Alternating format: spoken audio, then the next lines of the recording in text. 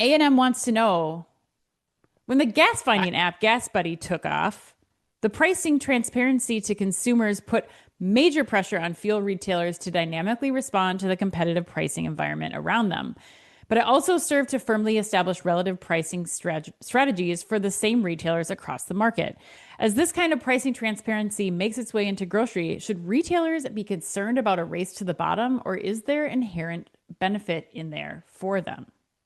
Wow. Wow, great question. I was kind of hoping that they would pick this headline too as we were Yes. talking to them yesterday. I was like, I think I know where they're going to go this week, and it turns out they did. First of all, I think the analogy is a little bit different here because for a Okay. convenience store or a gas station, you still have to go to the gas station. Long Hmm. term, you don't necessarily need to do that to get your groceries, but you still have to go to a gas station to get gas into your car. So that's a fundamental difference here. So if I'm the grocery industry, and I'm super scared about this. Yeah. Not because of this app per se, but because of the whole idea that it opens my eyes to, which I alluded to in the previous headline regarding Amazon and GoPuff. Hmm.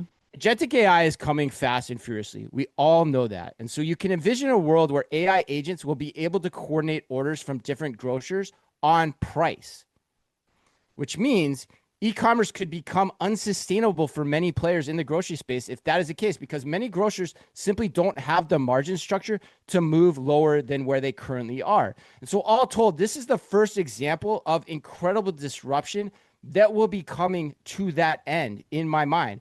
And Hmm. it reminds me of the anecdote. What comes to mind for me when I think about this headline particularly, it calls to mind the anecdote of Doug McMillan carrying around in his pocket the top 10 retailers by decade, because this is going to upend that list big time. And the retailers that should be quaking, in my mind, are Albertsons and Kroger, because particularly they play the high-low game.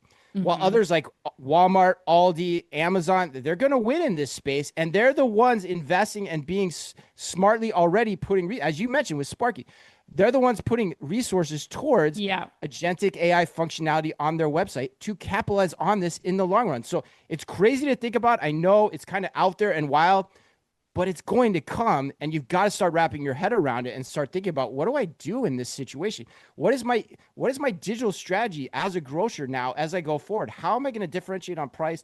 How do I want my prices to show up in online versus stores? Whole host of questions to think about. And man, the grocery industry is so fascinating, but god damn, their jobs are hard.